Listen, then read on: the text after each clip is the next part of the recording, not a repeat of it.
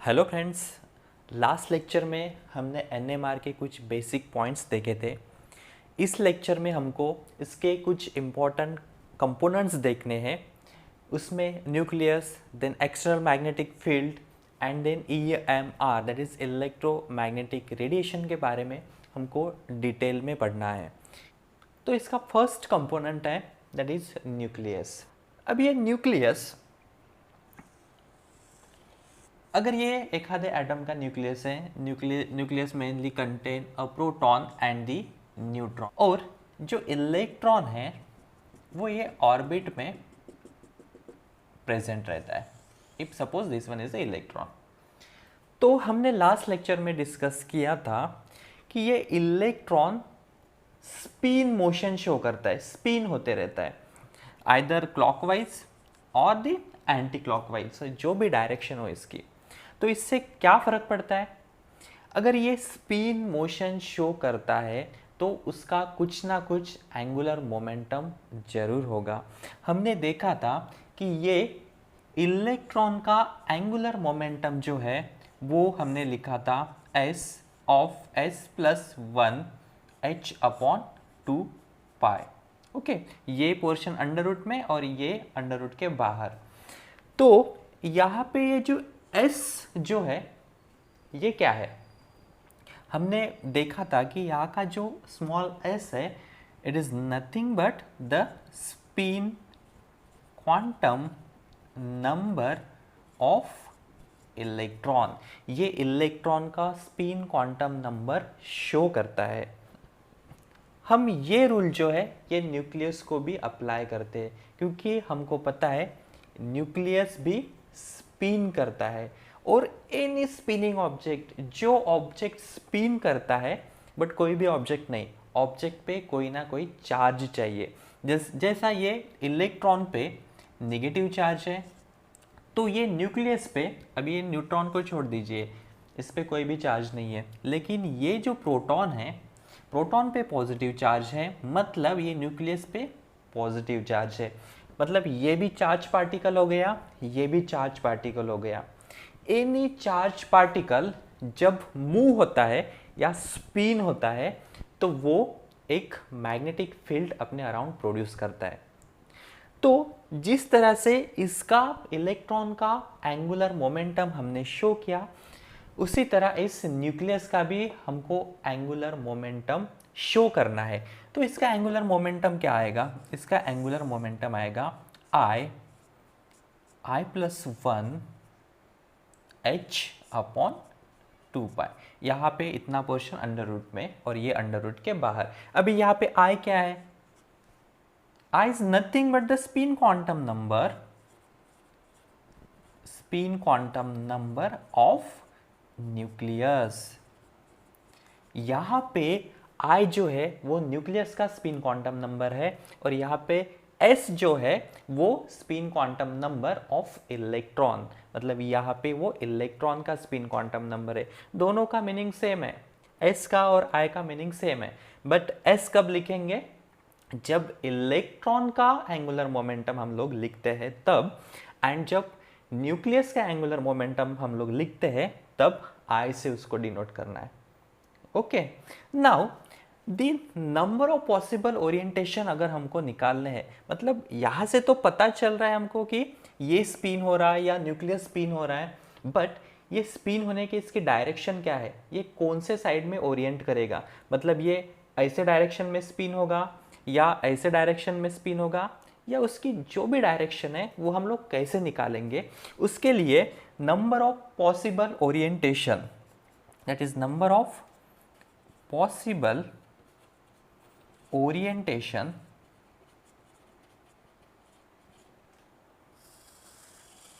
अभी ये number of possible orientation हमको किसका निकालना है? हमको ये न्यूक्लियस का निकालना है, क्योंकि हम लोग न्यूक्लियर मैग्नेटिक रेजोनेंस स्पेक्ट्रोस्कोपी देख रहे हैं।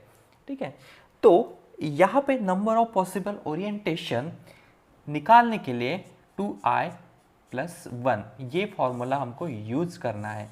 अभी इसमें I क्या है? ये I आपको ये फॉर्मूला में भी दिख रहा है। I is nothing but the spin quantum number. अभी सपोज एखादे न्यूक्लियस का spin quantum number that is I equals to half होगा, या एखादे न्यूक्लियस का spin quantum number I equals to 1 होगा, तो नंबर ऑफ ओरिएंटेशन हम लोग कैसे कैलकुलेट कर सकते हैं? तो सिंपली ये जो वैल्यू है I की वैल्यू, ये फॉर्मूला में पुट कर दीजिए, हमको उसका आंसर मिल जाएगा। मतलब 2I प्लस 1, अभी ये I की वैल्यू क्या है यहाँ पे 1/2। ओके, ये 1/2 है, इसमें पुट कर दीजिए 2 इंटू 1/2 प्लस 1, क्या आ जाएगा ये 2 कैंसल, यहाँ पे आंसर आया 2। अब ये 2 क्या इंडिकेट करता है? 2 ये इंडिकेट करता है कि जब स्पिन क्वांटम नंबर की वैल्यू हाफ होती है तब 2 टाइप के ओरिएंटेशन हमको मिलते हैं। अभी ये 2 टाइप के ओरिएंटेशन कौन से रहेंगे? एक तो ये प्लस हाफ या माइनस हाफ।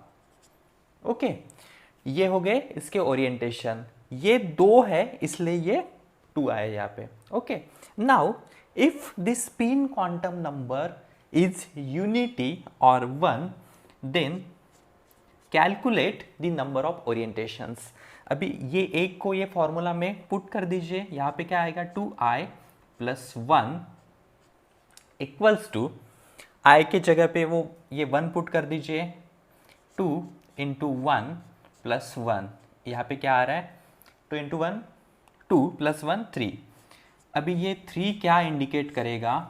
3 ये इंडिकेट करेगा कि जब I की वैल्यू मतलब स्पिन क्वांटम नंबर की वैल्यू 1 होती है या यूनिटी होती है, तब हमको 3 टाइप के ओरिएंटेशन मिलते हैं। मतलब तब अपना जो न्यूक्लियस है वो 3 टाइप के ओरिएंटेशन देगा स्पिन होते हुए। तो ये ओरिएंटेशन कौन से रहेंगे? ये रहेगा +1, 0 एंड दी -1। ओके, तो ये हमने प्रीवियस लेक्चर में थोड़ा सा इसका डिस्कशन किया था। इसके बाद हमने राइट हैंड थंब रूल देखा था। राइट हैंड थंब रूल क्यों देखा था और उसका क्यों यहाँ पे इंपॉर्टेंस है? क्योंकि हमको देखना है कि हमारा न्यूक्लियस अगर स्पिन होता है तो वो मैग्नेटिक फील्ड जनरेट करेगा, बट वो मैग्नेटिक फील्ड की जो डायरेक्शन है वो क्या रहेगी, मतलब नॉर्थ पोल कौन सा रहेगा एंड साउथ पोल कौन सा रहेगा, ये हमको यहाँ पे ढूंढना है। इसलिए हमको यहाँ पे राइट हैंड थंब रूल के बारे में पता होना बहुत इंपॉर्टेंट है। हमने राइट हैंड थंब रूल के बारे में क्या पढ़ा था?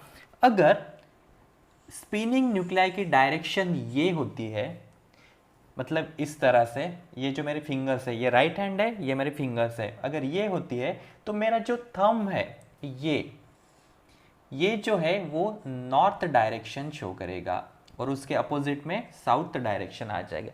ये हमने ऑलरेडी डिस्कस किया है प्रीवियस लेक्चर में। हमने वहाँ पे ये भी डिस्कस किया है कि इफ एनी चार्ज पार्टिकल और करंट हमेशा पॉजिटिव से निगेटिव की तरफ फ्लो होता है। वाई? पॉजिटिव मतलब ज़्यादा, निगेटिव मतलब कम, यहाँ से यहाँ पे फ्लो होता है। और जो इलेक्ट्रॉन है, इलेक्ट्रॉन मतलब निगेटिव चार्ज, यहाँ पे दिख रहा है कि इलेक्ट्रॉन रिच है इसलिए यहाँ पे निगेटिव चार्ज है, यहाँ पे इलेक्ट्रॉन डेफिशिएंट है इसलिए यहाँ पे पॉजिटिव चार्ज है।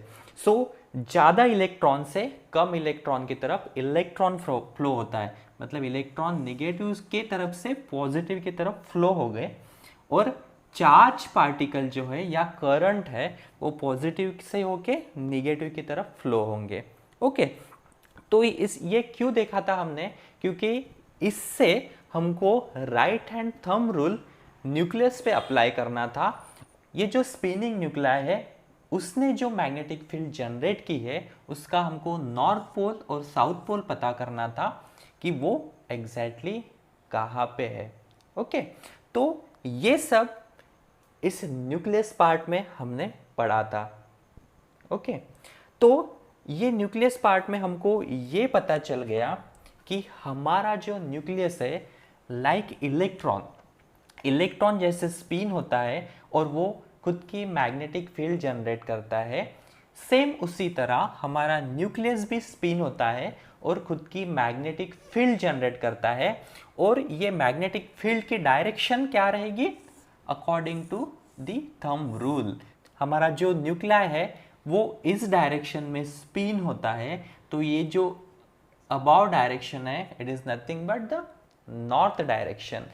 सो ये जो न्यूक्लियाई है हमारा वो as a tiny bar magnet करके एक्ट होता है। यहाँ पे उसका साउथ पोल और यहाँ पे उसका नॉर्थ पोल। ओके, मतलब ये न्यूक्लियाई और ये tiny bar magnet same behaviour show करेंगे। ये एक्सटर्नल मैग्नेटिक फील्ड के बारे में पढ़ने से पहले यहाँ का मैं न्यूक्लियाई निकाल लेता। यहाँ पे हमने क्या पढ़ा था, अगर ये हमारा न्यूक्लियाई है और इसकी स्पिनिंग डायरेक्शन ये है, okay, according to right hand thumb rule, तो ये जो इसकी अबाउ डायरेक्शन है ये नॉर्थ हो जाएगी और नीचे की जो डायरेक्शन है साउथ हो जाएगी। अगर ये न्यूक्लियाई को हम लोग टाइनी बार मैग्नेट मानते हैं तो इसको हम लोग ऐसे भी लिख सकते हैं या निकाल सकते हैं, ये बार मैग्नेट, इसकी ये जो डायरेक्शन है ये साउथ और ये जो डायरेक्शन है ये नॉर्थ। ओके, ये बार मैग्नेट हो गया। Now moving on the external magnetic field. अभी यहाँ पे एक्सटर्नल मैग्नेटिक फील्ड का क्या काम है, तो एनएमआर पढ़ते time nucleus, external magnetic field और उसके बाद इलेक्ट्रोमैग्नेटिक रेडिएशन, ये तीनों बातों का जब कॉम्बिनेशन होता है तब जाके हमको स्पेक्ट्रा मिलता है। तो हम सभी लोगों को मैग्नेट पता है। मैग्नेट में 2 पोल्स रहते हैं, एक south pole and second one is north pole. Okay, अगर हमने 2 मैग्नेट हम लोग पास लाते हैं, suppose this one is a north pole and this one is a south pole. हमने बचपन में मैग्नेट के साथ बहुत खेला है, इसलिए हमको इनका बिहेवियर जो है वो अच्छी तरीके से पता है। अगर ये 2 मैग्नेट हम लोग पास में लाते हैं तो क्या होगा, अगर नॉर्थ पोल पास में आता है तो स्ट्रॉन्ग रिपल्शन हो जाएगा, ये एक दूसरे को दूर फेंक देंगे। बट वही अगर साउथ पोल हम ये नॉर्थ पोल के पास लाते हैं तो क्या होगा, तो स्ट्रॉन्ग अट्रैक्शन हो जाएगा, चिपक जाएंगे वो एक दूसरे को। ओके, तो ये एक जनरल या ये एक नेचुरल बिहेवियर है किसका, मैग्नेट का।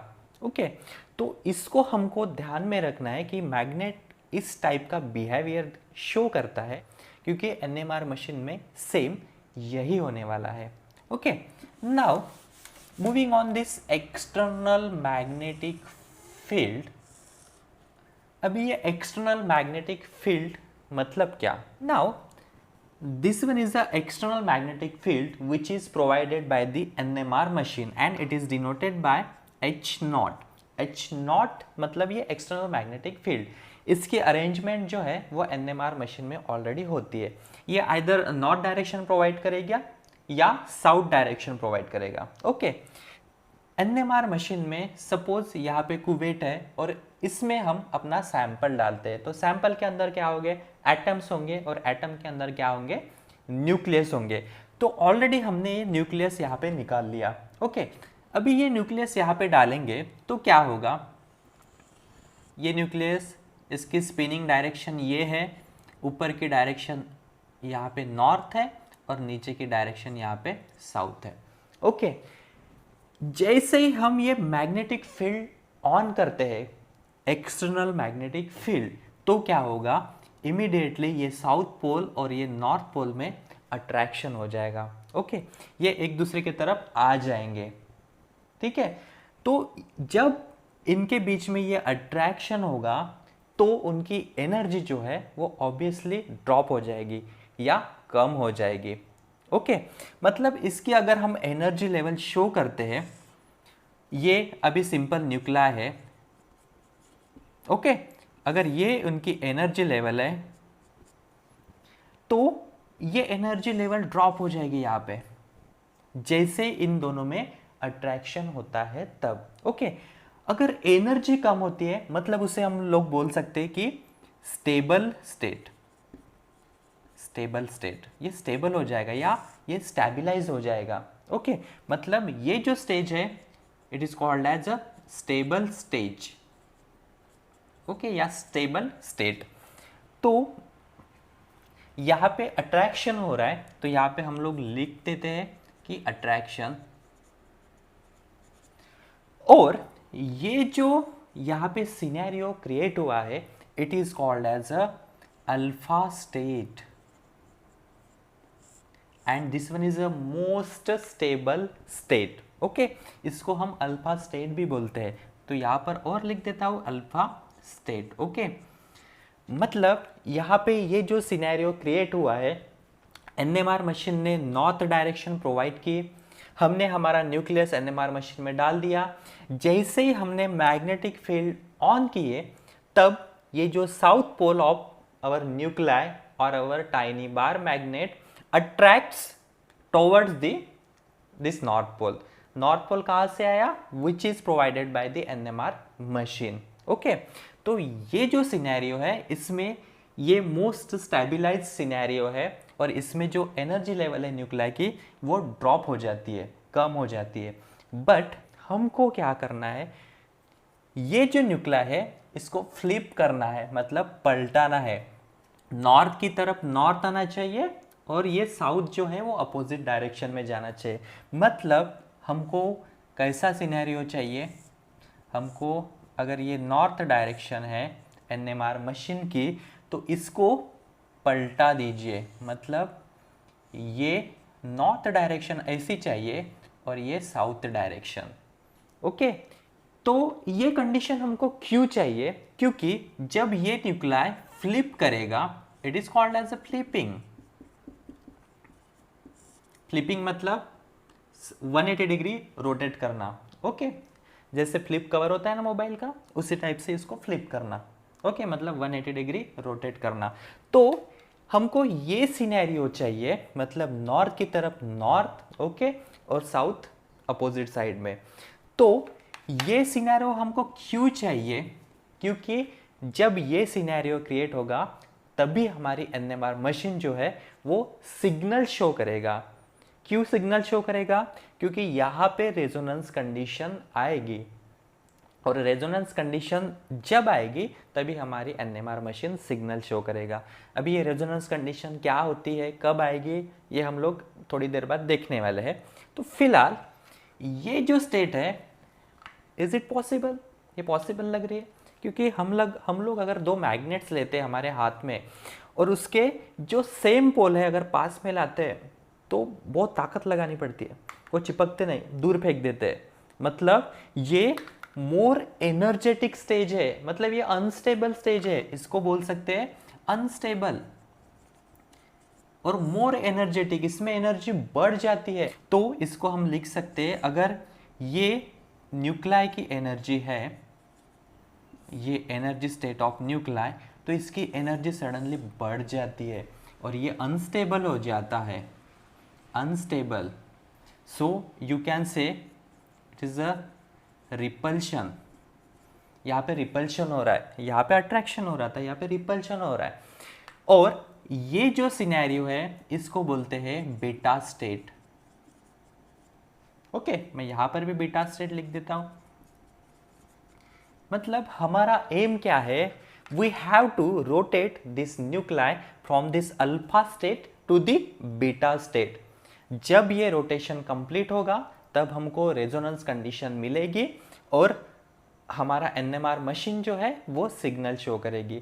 But it is slight difficult, इसको अगर रोटेट करना है तो हमको कुछ ना कुछ एक्सटर्नल फोर्स इसको लगाना पड़ेगा, इसको ढकेलना पड़ेगा, भाई तू रोटेट हो जा, ठीक है, तभी ये रोटेट होगा। तो उसके लिए क्या करना पड़ेगा? उसके लिए ये जो थर्ड पॉइंट हमने लिखा है that is EMR, electromagnetic radiation, हमको यहाँ पे यूज करनी है। सो अभी ये EMR का क्या रोल है उसको डिस्कस करने के लिए हमको फिर से NMR मशीन पे जाना पड़ेगा। If suppose this one is the NMR machine and this is the north direction which is provided by NMR machine and it is called as the external magnetic field, okay।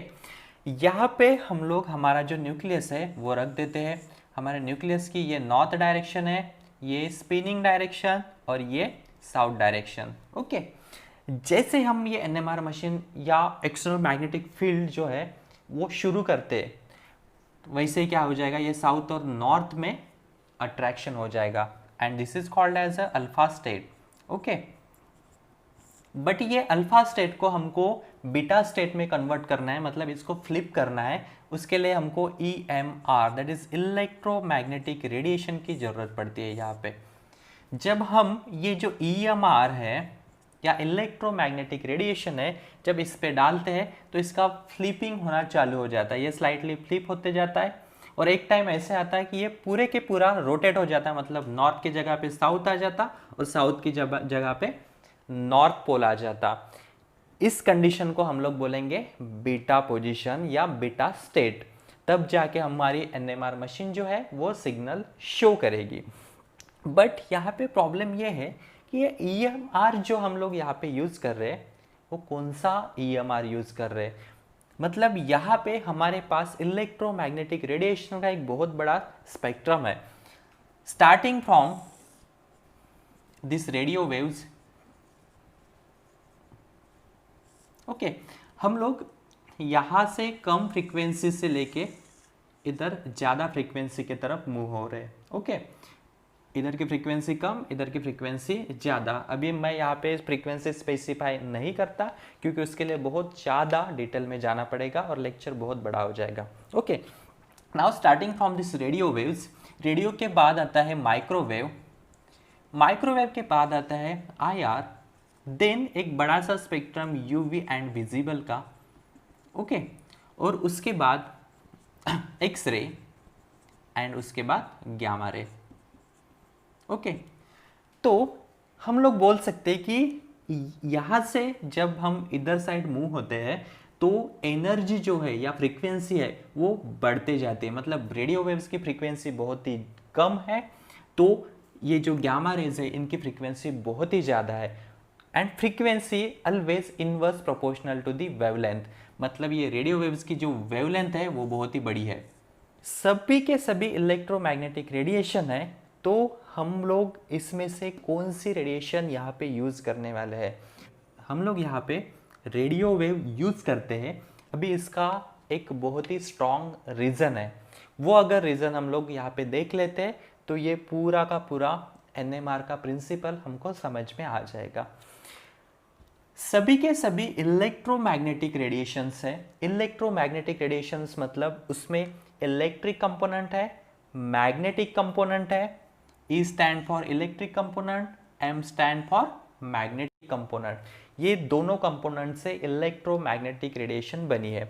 If suppose this one is a direction of propagation of electromagnetic radiation and this is a one component. Okay, for example ये अगर magnetic component है, मैं यहाँ पे लिख देता हूँ magnetic component, तो इसके बिल्कुल परपेंडिकुलर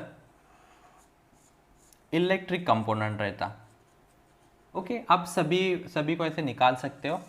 तो यहाँ पे मुझे बताना ये है कि ये जो इलेक्ट्रोमैग्नेटिक रेडिएशन है ये 2 टाइप के कंपोनेंट से बनी है, एक तो magnetic component and electric component, both are perpendicular to each other and also perpendicular to the direction of propagation, जहाँ से ये प्रोपोगेट हो रही है। ओके, तो ये दोनों कंपोनेंट ये सभी इसमें रहेंगे। अगर हम लोग माइक्रोवेव IR या अदर टाइप की EMR यूज करते तो क्या होगा, तो हमको अदर टाइप की स्पेक्ट्रोस्कोपी मिलेगी। मतलब यहाँ से जानकारी के लिए थोड़ा सा याद रखिए, ये जो रेडियो वेव्स है ये NMR स्पेक्ट्रोस्कोपी के लिए यूज़ होती है, माइक्रोवेव है ये रोटेशनल स्पेक्ट्रोस्कोपी के लिए यूज़ होती है, IR जो है इसमें हम लोग वाइब्रेशनल स्पेक्ट्रा देखते हैं, ये जो UV विजिबल है it is called as a electronic spectroscopy. Electronic spectroscopy में हम स्पेक्ट्रोफोटोमीटर या कॉलोरीमीटर देखते हैं। ये जो एक्सरे है XRD that is X ray diffraction pattern हमको फाइंड आउट करने के लिए हम लोग इसका यूज करते हैं। ओके, एंड ये जो गामा रेज है इसके अंडर हम लोग मॉसबेयर स्पेक्ट्रोस्कोपी पढ़ते हैं, वो आप लोगों को एमएससी में एक अच्छा यूनिट होगा। ओके, तो moving on this radio wave, radio wave में भी ये दोनों कंपोनेंट है, magnetic component and electric component. But radio wave में ये जो मैग्नेटिक कंपोनेंट है it is dominant over the electric component, और हमको यहाँ पे मैग्नेटिक कंपोनेंट का ही काम है। क्यों? क्योंकि हमारा जो न्यूक्लियस है वो एज अ मैग्नेट करके एक्ट हो रहा है, और दूसरा मैग्नेट ही सिर्फ इसको रोटेट कर सकता है या फ्लिप कर सकता है। तो दूसरा मैग्नेट कहाँ से आएगा? तो दूसरा मैग्नेट ये magnetic component of electromagnetic radiation होगा। समझ में आ गया? बट ये जो अदर है इसमें भी तो मैग्नेटिक कंपोनेंट है, फिर ये क्यों नहीं यूज कर रहे हम लोग? क्योंकि इसकी जो एनर्जी है, इसकी एनर्जी सबसे कम रेडियो वेव्स की, इनकी एनर्जी जो है वो रेडियो वेव से ज़्यादा है। तो ये अदर इलेक्ट्रोमैग्नेटिक रेडिएशन में होता ये है कि उनमें ये जो इलेक्ट्रिक कंपोनेंट है it is dominant over the magnetic component. मतलब यहाँ पे अगर हम लोग आईआर या माइक्रोवेव यूज करते हैं तो यहाँ पे इलेक्ट्रिक कंपोनेंट इंटरैक्ट होगा, ना ही के मैग्नेटिक कंपोनेंट। बट हमको यहाँ पे नीड किसकी है? मैग्नेटिक कंपोनेंट की। तो यहाँ पे हम लोग ये जो रेडियो वेव्स है ये यूज करने वाले हैं यहाँ पे। तो अभी रेडियो वेव यूज करने के बाद क्या होगा? रेडियो वेव का जो मैग्नेटिक कंपोनेंट है ये न्यूक्लियस के साथ इंटरैक्ट होगा, क्योंकि ये भी एज अ मैग्नेट है। दो मैग्नेट अगर एक दूसरे के साथ इंटरैक्ट होते हैं तो उसमें कुछ ना कुछ इंटरैक्शन होगी। ओके, तो ये जैसे जैसे हम इसकी फ्रीक्वेंसी बढ़ाते जाते हैं रेडियो वेव्स की, वैसे वैसे ये स्लाइटली फ्लिप होते जाता है, और एक टाइम ऐसे आता है कि ये पूरी तरह से, मतलब इसका जो नॉर्थ पोल है ये नीचे आ जाता है ऐसे, और जो साउथ पोल है ये वाला ये ऊपर चला जाता है इस टाइप से, और ये पूरी तरह से अभी फ्लिप हो गया। So it is called as a beta state. यहाँ पे होता है डिटेक्टर, ये डिटेक्टर है। जब हम रेडियो वेव्स यहाँ से पास करते हैं तो ये जो हमारा टाइनी बार मैग्नेट है या जो हमारा न्यूक्लिया है वो फ्लिप होना चालू करता है। ओके, जब ये पूरी तरह से फ्लिप हो जाएगा, मतलब alpha state to beta state आ जाएगा, तब हमारा ये डिटेक्टर जो है ये इलेक्ट्रोमैग्नेटिक रेडिएशन और you can say radio waves का जो मैग्नेटिक कंपोनेंट है वो एब्जॉर्ब कर लेगा। ओके, एंड ये पर्टिकुलर सिग्नल प्रोड्यूस करेगा एनएमआर मशीन पे। ये सिग्नल को एनालिसिस करके हम लोग मॉलिक्यूल का स्ट्रक्चर डिटरमाइन करते हैं। तो ये सब होता है इस एनएमआर मशीन में। तो लास्ट में हम लोग ये थोड़ा सा सिनेरियो देखते हैं। अगर हम लोग यहाँ तक पोर्शन ये कंसिडर करते हैं यहाँ तक, तो ये हमारी एनएमआर मशीन है और ये जो है वो एक्सटर्नल मैग्नेटिक फील्ड प्रोवाइड कर रही है। ये हमारा सैंपल है या न्यूक्लिया है या टाइनी बार मैग्नेट है, आप कोई भी नाम दीजिए, ये सेम ही है। ओके, तो ये जो इनिशियल पोजीशन है यहाँ पे साउथ एंड नॉर्थ जो है वो एक दूसरे को अट्रैक्ट कर रहे हैं। Okay, this one is alpha state और मोस्ट स्टेबल स्टेट और लेस एनर्जेटिक स्टेट। हमारा एम क्या है? We have to flip this alpha proton, ये हमको फ्लिप करना है और कौन से पोजीशन में लाना है? ये बीटा स्टेट में लाना है। इसके लिए हम लोग EMR या यहाँ पे रेडियो वेव्स अप्लाई करते हैं। ओके, हम अभी रेडियो वेव्स की फ्रीक्वेंसी जो है थोड़ी थोड़ी बढ़ाते जाते हैं। क्या होगा? यहाँ पे ये डिटेक्टर है, ठीक है, यहाँ पे ये डिटेक्टर है, थोड़ी थोड़ी बढ़ाते जाते हैं। अभी क्या होगा? जैसे हम लोग ये रेडियो वेव्स की फ्रीक्वेंसी बढ़ाते हैं तो इसका जो मैग्नेटिक कंपोनेंट है ये मैग्नेट के साथ इंटरैक्ट होना चालू हो जाएगा और ये थोड़ा फ्लिप होना चालू हो जाएगा। ओके, ये पोजीशन आ जाएगी, ये पोजीशन आ जाएगी, ये पोजीशन आ जाएगी, और लास्ट में ये पूरी तरह से फ्लिप हो जाएगा। मतलब ये अल्फा स्टेट से ये बीटा स्टेट में कन्वर्ट हो जाएगा। तब क्या होगा? तब हमारा डिटेक्टर जो है वो ये जो इलेक्ट्रोमैग्नेटिक रेडिएशन या रेडियो वेव्स है ये एब्जॉर्ब कर लेगा और हमको ये इस टाइप के सिग्नल ये दे देगा। तो ये सिनेरियो एनएमआर मशीन में होता है। तो इसके लिए हमने जो 3 कंपोनेंट्स लिखे थे, ये तीनों भी कंपोनेंट्स बहुत ही ज़्यादा इम्पॉर्टेंट है, और ये सब कुछ हमने अभी आज देखा, ये एनएमआर का बेसिक प्रिंसिपल है। एनएमआर मशीन इस तरह से काम करती है, उसमें न्यूक्लियस बहुत ही इंपॉर्टेंट होता है, बट न्यूक्लियस कौन सा चाहिए, जो स्पिन क्वांटम नंबर शो करे या जो स्पिन हो सके। स्पिन कब होगा, जब आई की वैल्यू नॉन जीरो होगी, I must not equal to zero, तभी वो मैग्नेटिक प्रॉपर्टी शो कर सकेगा। कौन, न्यूक्लाई। ओके, दूसरी बात क्या देखी हमने, external magnetic field. External magnetic field कौन प्रोवाइड करता है, एनएमआर मशीन प्रोवाइड करता है। तीसरी बात क्या देखी, ईएमआर। ईएमआर के इतने बड़े स्पेक्ट्रम में से हम लोग सिर्फ और सिर्फ रेडियो वेव्स यहाँ पे यूज करते हैं। क्यों, क्योंकि रेडियो वेव्स में जो मैग्नेटिक कंपोनेंट है it is dominant over the electric component. So यहाँ पे इजीली ये मैग्नेटिक कंपोनेंट इस मैग्नेट के साथ इंटरैक्ट हो सकता है और हमको रेजोनेंस कंडीशन दे सकता है। अभी यहाँ पे रेजोनेंस कंडीशन यानी क्या, ये यहाँ पे रेडियो वेव्स की फ्रीक्वेंसी जब एग्जैक्टली यहाँ का जो एनवायरनमेंट है, मतलब ये मैग्नेटिक फ्रीक्वेंसी के साथ मैच हो जाती है, उसे बोलते हैं रेजोनेंस कंडीशन। रेजोनेंस का मतलब ही वही होता है, मैचिंग ऑफ फ्रीक्वेंसी और मैचिंग ऑफ एनर्जी। यहाँ पे ये जो रेडियो वेव्स की फ्रीक्वेंसी और ये जो मैग्नेटिक फील्ड है उसकी फ्रीक्वेंसी एक दूसरे के साथ मैच हो रही है और हमारा जो न्यूक्लाई है वो फ्लिप हो रहा है। ठीक है, तो ये सब एनएमआर का बेसिक प्रिंसिपल है। इसके आगे का पोर्शन हम लोग नेक्स्ट लेक्चर में डिस्कस करते हैं। Thank you so much.